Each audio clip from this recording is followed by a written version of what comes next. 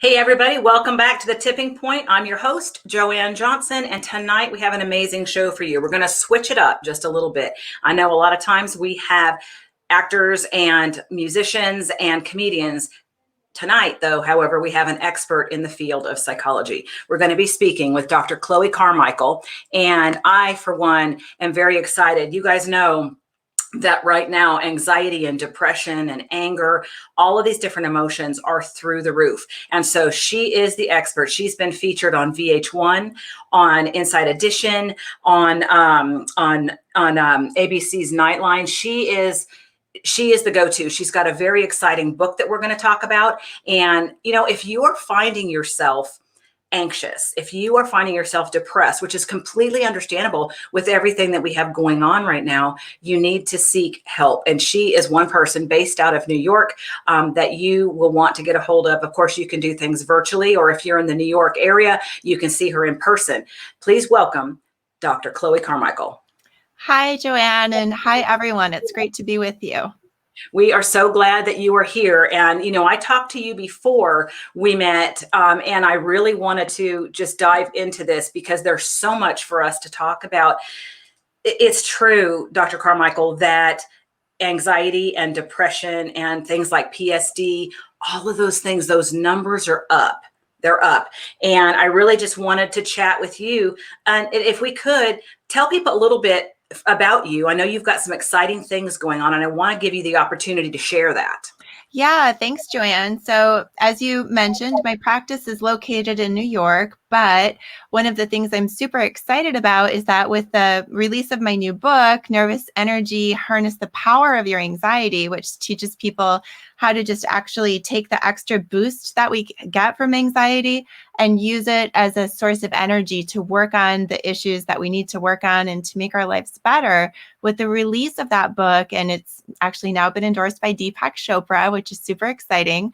And so what I'm trying to do now is just get that message out there and available to everybody, whether or not they have the schedule or the budget for an in-person visit. The good news is you don't always need it. Sometimes you can just read a good book or those types of things and get the skills you need whenever and wherever you need them. I love that you're making that resource available. And I've tried to pull up the book. For some reason, it's being a little trickster. Your information, Dr. Carmichael, is running across the ticker, your website, your phone number. So for those, again, the title of the book was? Yes, it's Nervous Energy, Harness the Power of Your Anxiety. And I do see the ticker running, and I see that's kind of a long URL. So I'll just tell people a simple shortcut, nervousenergybook.com. Nervousenergybook.com is just the simplest way to get all the information you need. I'm going to put that on the ticker while we're talking, nervousenergybook.com. You're quick. And this lady has some tech skills. Well, I have a little bit, but nice. So talk about, while I'm doing that, what led up to writing the book? How did that happen? Sure. So I started off my practice in New York in 2012. And at the time, I didn't even know if I would be able to fill my own chair like any new small business person. I didn't even know if I would have what it took to stay in business. And to my great surprise, I suddenly started booking more clients than I even had time to see. I started having to hire other therapists to keep up with the volume. And people were telling me, that what I was doing was different because I was a yoga teacher before I was a psychologist. So I have kind of a change-oriented, yes, it's possible type of approach. And that was just coming through in the way I was teaching the techniques to deal with anxiety. And I was getting a lot of what psychologists call high functioning people, Joanne, which is probably just like all of your listeners, right? So high functioning people in the psychology world basically just means people that are healthy enough that they're able to, say, set an alarm and get up at a certain time, keep a job, have a couple of decent relationships, things that we take for granted, but that are actually considered pretty high functioning. And it doesn't mean we don't still have anxiety or have issues, but our functioning is still pretty high. So those were I'm sorry, go ahead. No, I didn't mean to cut you off, but there's so many people with anxiety right now. And you're right. The high functioning folks, they're getting up, they're getting dressed, they're maintaining their relationships, they're able to go to work, but there's that underlying anxious feeling. Can you kind of address that, since we're right here? What would be considered a regular type of anxiety compared to something that somebody may want to take a look at? Yeah. So, as you said, many high functioning people do have that little underlying anxiety. And what's actually really interesting, almost a tipping point, so to speak, is the fact that that little bit of anxiety actually helps us. So the goal, many people are surprised to know that the goal is actually never to get rid of anxiety. The goal is really more to just learn how to use it. The healthy function of anxiety is to stimulate preparation behaviors. But for a lot of people, if they get stuck in anxiety, and Joanne, to answer your question, like, where's that tipping point? Like, if you find yourself, say, unable to even actually go to work because you're so anxious, I would say, definitely call a therapist, but if it's more like, you're going to work, but you're having this like internal monologue of anxiety the whole time, and you feel like it's maybe gotten a little bit out of control, then a book like mine would be really helpful potentially. Absolutely. And people are really anxious, like we said in the beginning, more so than they had been recently for a lot of different reasons. But there's a lot of expectation on people. There's a lot of different stressors from different areas. We're dealing with financial loss. People have lost their companies. We've seen divorce on the rise, unfortunately. We've seen suicide on the rise right now. And then you combine that with COVID and the fear of, oh my goodness, I don't want to get COVID, or I've had it, I don't want it again, or what happens if I do? All of those things, plus the everyday stressors that we have, the everyday things that we worry about. Mm-hmm. Well, the thing is that all of those concerns that you named, Joanne, they're actually healthy concerns. The tipping point again becomes when we go haywire with the concerns, or if we get so anxious about the concerns that we actually end up paralyzed and don't end up actually doing anything about them. And that's when we get into the depression territory, which the book is not about. But the hallmark of depression is helplessness. Whereas, again, the healthy function of anxiety is to stimulate preparatory behaviors, which is the opposite of helpless. So what the book would guide you to do with those types of concerns, Joanne, whether it's about, getting COVID, or how to get a promotion, or how to get a partner, like whatever the goal is that you have that's making you anxious, the book helps you to take that nervous energy and channel it into healthy, constructive steps towards your goal, and into managing and soothing those emotions, and actually even befriending them and learning that they actually do have gifts to offer you. That's a completely different way to look at it, because so many people feel burdened by their anxiety, and they think also that there's something wrong with them. And mental health has been on the forefront for years now. People are saying we can't put a stigma to that. We have to really address this because it's a real problem in our country. And to look at it like, okay, it's not the enemy. It's something that we're dealing with. We have to process these things and learn, if I'm hearing you correctly, learn how to use them to our benefit. Exactly. It's definitely not the enemy. A person with no anxiety would probably just maybe never finish college, right? Like if you were never worried, or, frankly, I didn't finish college until I was 29. So, that was maybe a poor example, but a person with no anxiety would never actually do the things that they needed to do in their life. So anxiety does give us that healthy little push, but the tipping point, again, problem can arise when we get anxious about anxiety, when just the mere presence of it makes us think, like you said, Joanne, that there's something wrong. And then instead of, dealing constructively with the source of the anxiety, we just get anxious about anxiety, which is not productive. So the trick, again, with that nervous energy is to harness the power of your anxiety. That's such a great way to look at it, and getting it before it becomes a problem, if we can, before we start getting panic attacks and different things like that, because now we're talking about a whole different situation. Mm-hmm. But let's say that your spouse or your loved one is getting anxious and they're not able to turn it into something positive, that it is becoming really a problem for them. What should family members and friends, loved ones, what should they be on the lookout for? Mm-hmm. Well, things that you would want to be on the lookout for would be, certainly behavioral changes. Like if the person isn't really participating in whatever normal activities they usually do. I know because of COVID, none of us are participating in all the activities we usually do. But even if that just means getting up to go, into your home office and do your, COVID Zoom day, like somebody who's not able to do that, or somebody who might be suddenly kind of irritable, like sudden changes in mood and snappy, and they just seem really stressed. And the best way, if I can, Joanne, to share sometimes and approach somebody about that, if you've been on the lookout and then you've spotted it, we don't want to make the person defensive, right? And just say, oh, you're irritable. Are you stressed? Like, relax, right? Because that never helps. So what we would want to do instead is come to the person and say, I really care about you. Just starting with that and then saying, and I've noticed that lately you seem kind of on edge or irritable, which is so different from how you usually are. Or I've noticed, don't seem to be, doing that work stuff. It's piling up on you, which is so unlike you. So you want to talk about the differences compared to their strengths. So you're recognizing their strengths.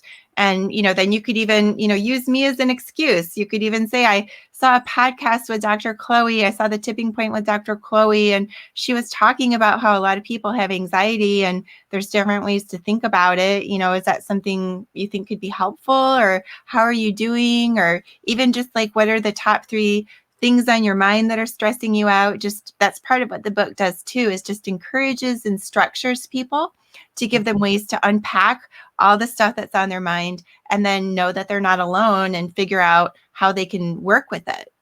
And I think that's key. And one of the worst things, if I could, to say is, suck it up. Don't worry. Everything's fine. You've got this. And people mean well. But when a person is escalating in their anxiety and they're now in an anxiety attack, a panic attack, you have to address that a certain way. Yeah, definitely. And with high functioning people, the suck it up thing is actually an interesting one, because a lot of us high functioning people are quite able to sometimes put our emotions on the shelf, suck it up, and do what needs to be done. And you know what? There is a certain value in that. We can't just always be pinged around by emotions. But the problem is actually that high functioning people can get too good at sucking it up, to the point where we start putting all of our concerns and worries that we have on our minds, just minimizing them and saying, that doesn't matter. I'm being a baby. My life is great. I should just keep going. And then we don't give ourselves the self-care that we need. And that's when we find ourselves procrastinating or not getting a lot of fulfillment about what we're doing, because we actually cannot selectively mute our emotions. So if we choose to just block the challenging stuff, we don't get quite as much of the joyful stuff either. So again, we don't want to wallow in negativity, but we want to acknowledge it so that we can give it some good self-care and then move forward, be more productive and less stressed. Absolutely. Because if we push it all down and we don't process it, we don't deal with it, you can eventually implode. So you really have to let it out and talk about it. But let's talk about triggers, because not everybody has triggers either. Sometimes people just all of a sudden be overcome with anxiety. Can you talk a little bit about triggers versus non-triggers? Yeah, so that's actually very interesting, Joanne, what you just said, that there are some people who just seem to have no anxiety, even in their own mind, and then all of a sudden they're having panic attacks.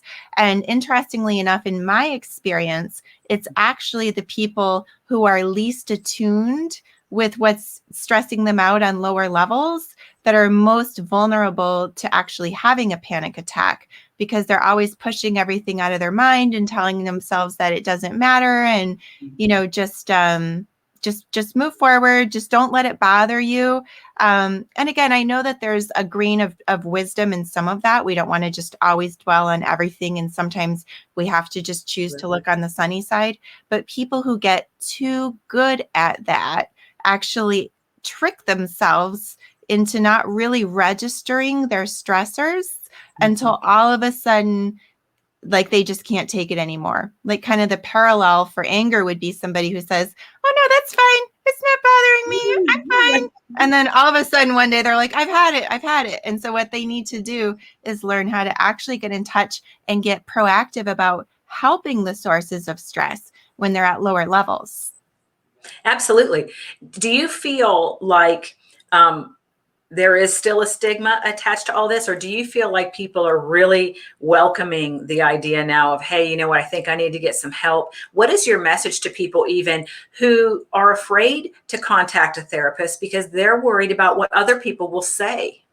It's an interesting one, Joanne. Those are several really good questions packed in there. So I do think that the attitude about the stigma of mental health is changing, but I think for many people, it's changing in the sense that I won't stigmatize other people, but I don't need it. Yeah. And so, that's we're halfway there, and that's really good. But what I'm also trying to help people understand is that just like we go to the gym, even if we're not sick, we can use psychology techniques to enhance our lives, even if we're not mentally ill, right? So, Yeah. I mean, I'm not mentally ill, and I actually use all of the techniques in this book, right? So I would like people to kind of get out of that black and white thinking about like, oh, like if you get help, it means you have a problem. Because actually, people who get help are oftentimes the least likely to actually even have any, problems with a capital P, so to speak. But seeing a therapist is always a good one. Even reading a book, by a therapist, watching podcasts can be, I think, a nice way to get some exposure and some input and some knowledge from that field without having to immerse yourself in the commitment of individual visits. Although, if that's something you want to do, I have some chapters in the book about that process, because for high functioning people, a lot of them have had the experience of going to a therapist, and the therapist just says, "And how do you feel about that? Yeah. Tell me about your mother." You know Right. what I mean? And they're just like, I have friends I can go to brunch with if I just, want to talk about how I feel or complain about my mother. But for me, the gift of anxiety is actually really learning some specific techniques of how you can deal with it. And so I do have some advice in the book as well for people to kind of grill and screen therapists if they're thinking about seeing one, but they want to make sure that they get someone who's really going to boost them in a good way. Absolutely. And as I was a therapist as well back in the day. And so it's interesting what you said about getting help. All the other therapists in the hospital where I worked in North Carolina, every Friday, we would sit down in front of another therapist and we would offload, is what we called it. And it was so critical for us because we were treating patients all day long and we were taking that on. And then we had to expel that. And it kept us healthy and well, and understanding that for the viewers, it is absolutely okay to not be okay. I hate to use a cliche, but it's the truth. It's okay not to be okay. It's okay to say, I think I need to see somebody, or I just want to vent. Maybe you don't want to put it all over your friends. Maybe you do want to go to a very safe person that you can trust, and you can say, these are the things that's going on in my life, right? And get another perspective.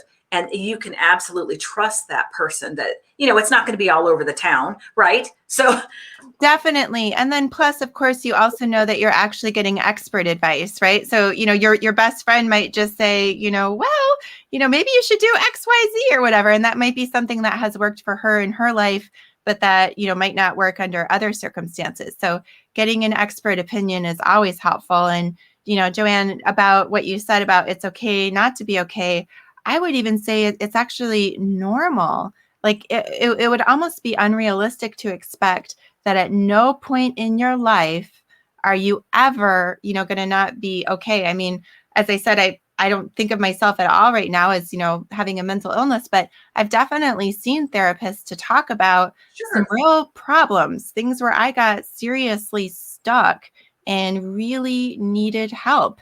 And it's actually the mark of a high functioning person that has the awareness to realize that and then go explore it. Obviously you don't have to take as gospel whatever the therapist says. I also encourage people to shop around and talk to at least 3 therapists. If you've never been in therapy before, talk to at least 3 people just to make, sure you have some sense of what the comparisons are.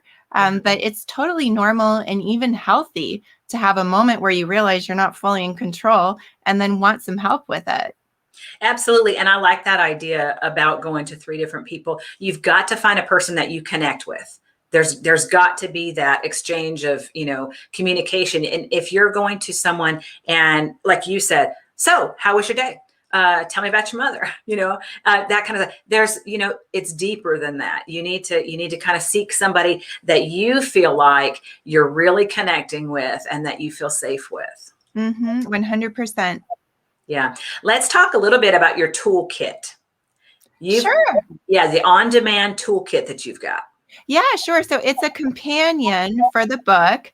It's, for people that, maybe they enjoy the book, but they would actually like to see videos of me personally kind of talking them through the techniques, with some visuals and doing it together. And we're putting together some master classes and things like that, because the book is comprised of 9 techniques that I found were most helpful to the types of clients that we've been describing. And if people want to read the book, that's awesome. And then we also have people that also like to get into the group classes because it can be fun to learn and hear that you're not the only high functioning person in the world that had this, or even just to be able to listen. As a psychologist, I know that there's something we call modeling. It's not like fashion modeling, but it's like when you get to see and hear somebody else saying and doing, what it is that you're interested in, then that can actually help you to internalize it. So I think that both are really helpful, whether they want to do the toolkit through videos or through a masterclass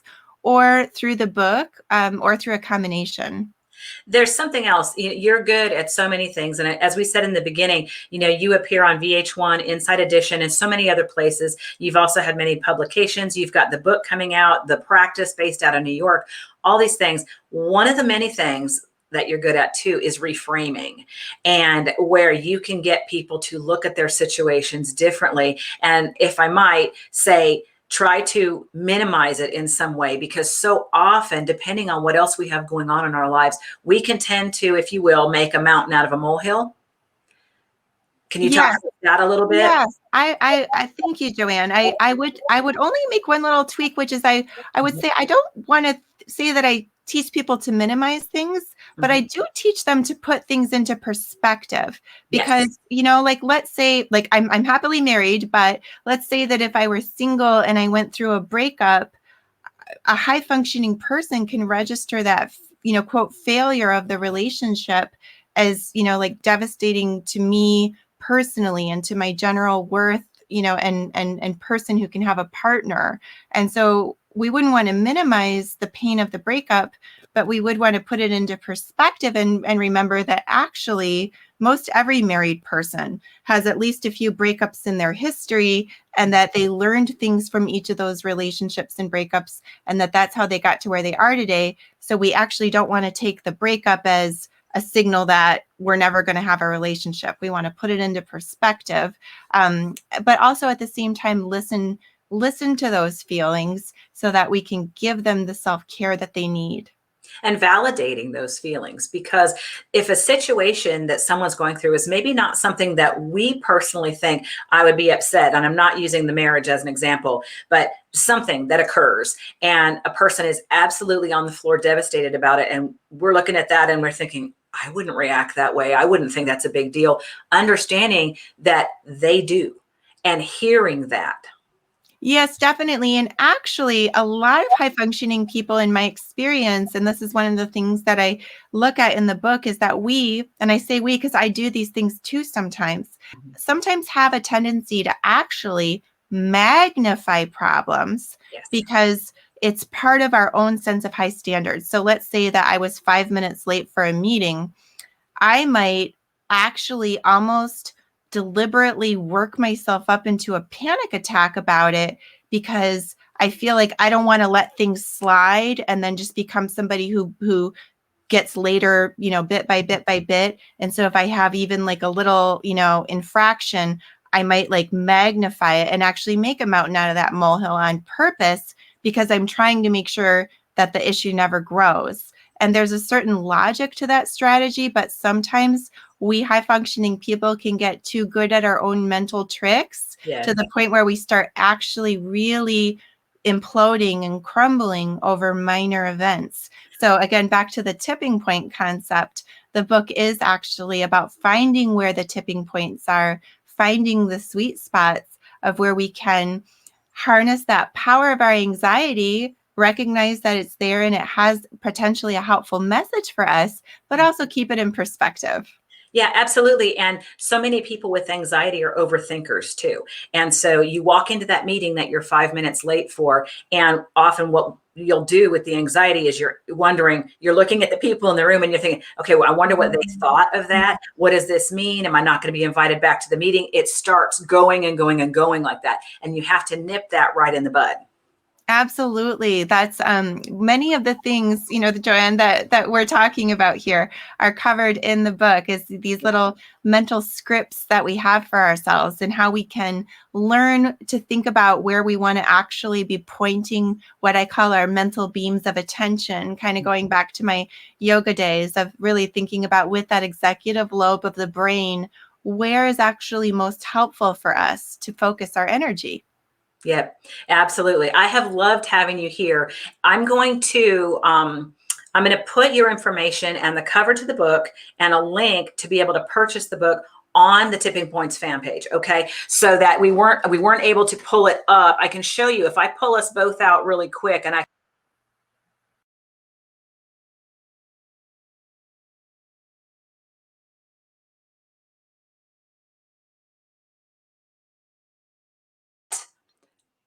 let's see, bring you back in. I will put the cover to the book and your contact information on the page. And I want to make sure that everybody gets a hold of you, that they get a copy of the book. Again, your information is running across the ticker. That is for your website, your phone number, and also nervousenergybook.com. Again, for those that are just joining us, we have been visited today by Dr. Cloe Carmichael. She is a clinical psychologist based out of New York, and she has been featured on Inside Edition. My goodness, what was it? ABC's Nightline, VH1. She's been in different publications. She's the go-to. She's the expert. And I really do encourage you to get up with her. Dr. Carmichael, thank you so much for coming. It's been a wonderful pleasure to have you here. Pleasure's mine, Joanne. Have a great day. You too. Bye-bye.